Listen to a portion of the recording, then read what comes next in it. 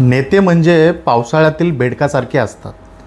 ते फक्त निवडणुकीच्या काळामध्येच दिसतात. तसं आपल्या महाराष्ट्राच्या राजकारणामध्ये चाललं आहे. कोण लाडकी बहीण योजना घेऊन येतं, तो कोण लाडका भाऊ योजना घेऊन येणार. हेच फक्त महाराष्ट्रात योजनेचाच पाऊस पडत आहे.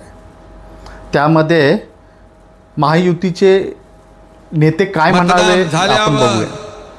23 नोव्हेंबरला निकाल झाला की डिसेंबरचे पैसे तुमच्या खात्यामध्ये आम्ही टाकणार.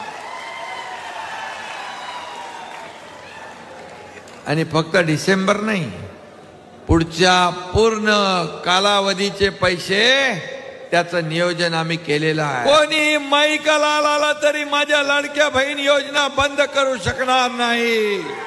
की आमच्या लाडक्या बहिणींना फक्त 1500 नाही ठेवायचं. तुम्ही ताकद दिली, तुमचे पैसे वाढणार. 1.5चे 2, 2चे 2.5, 2.5चे 3, त्याहीपेक्षा जास्ती तुम्हाला बळ दिलं तुम्ही तर ते वाढतील. आणि आमच्या लाडक्या बहिणींना आम्हाला लखपती झालेलं बघायचं आहे. लखपती. महायुतीचे नेते असे म्हणालेत की नाही का, आम्ही तुम्हाला डिसेंबर महिन्यामध्ये 2500 रुपये देऊ. जर महिलांची साथ असेल तर आम्ही त्याच्याही अधून वाढून देऊ. फक्त योजनेचाच खेळ खेळायचा आहे का आपल्याला. आपण राजकारण हे गजकारण होत चाललं आहे. योजनेपुरतं आपल्याला थांबता येणार नाही. त्यामध्येच नाही का राहुल गांधीही मुंबईत आले होते. थाटामाटात त्यांची सभाही झाली. ते काय म्हणाले ते पण बघूया आपण. क्योंकि जो चोट बीजेपी की सरकार ने आपको मारी है, महंगाई की चोट, गैस सिलेंडर की चोट, बेरोजगारी की चोट, सबसे ज्यादा दर्द महाराष्ट्र की महिलाओं को लगता है. इसीलिए हमारी पहली गारंटी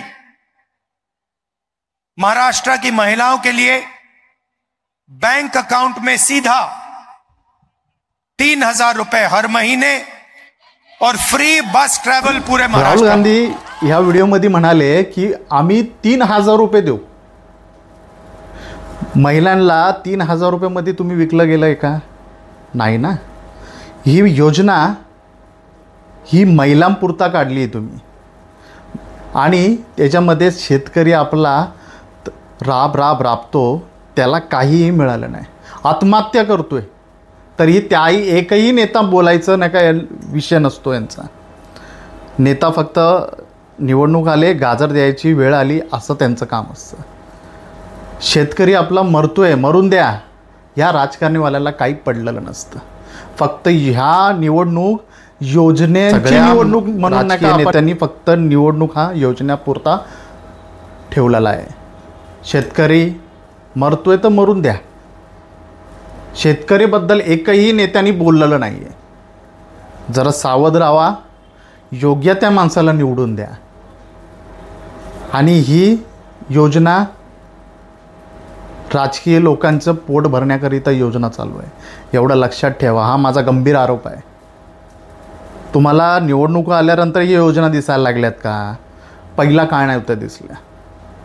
म्हणजे आमच्या बहिणीला, आईला म्हणजे तुम्ही हिप्नोटायझिंग केलं गेलं आहे. योजनेच्या माध्यमातून सगळ्या राजकीय लोकांनी हिप्नोटाईज केलेलं गेलं आहे की आम्ही तुम्हाला पैसे देतो. म्हणजे तुम्ही पैशाचं राजकारण करतात आहे. जर तुमच्याकडे बुद्धी आणि युक्ती असेल तर त्याचं राजकारण करा. सर्वसामान्य जनतेला काय पाहिजे? रोजगार पाहिजे. तुम्ही धड नाही का रस्ते बनवून नाही देऊ शकत. सर्वे टॅक्स आम्ही पे करतो तरी तुम्ही नाही का रोड टॅक्स घेतात, सगळा टॅक्स घेतात, तरी महानगरपालिकेच्या अधिकाऱ्याकडून पण नाही का रस्ते बनवले जात नाही. नाही आमदार फंडातून रस्ते नीट होत नाही. तो फंडाचा पैसा जातो कुठं? शिंदे साहेब म्हणाले होते की कॉन्ट्रॅक्टरवर गुन्हा दाखल करा. जो रस्ता नाही का नीट बनवत नाही अशा किती कॉन्ट्रॅक्टरवर नाही का गुन्हा दाखल केले गेले आहेत. त्याची लिस्ट तरी भेटली का? एक तरी तुम्हाला न्यूज दिसली का या कॉन्ट्रॅक्टरवर गुन्हा दाखल झाला आहे? फक्त हे राजकारण आहे, हे गुगली करतात आहे. म्हणून सगळे राजकारणी लोक हे फक्त आपल्याला येड्यात काढण्याचं काम करत आहे. म्हणून मी बोलतो जनता या देशाची मालक आहे. हे मालक नाही आहे, जनता मालक आहे.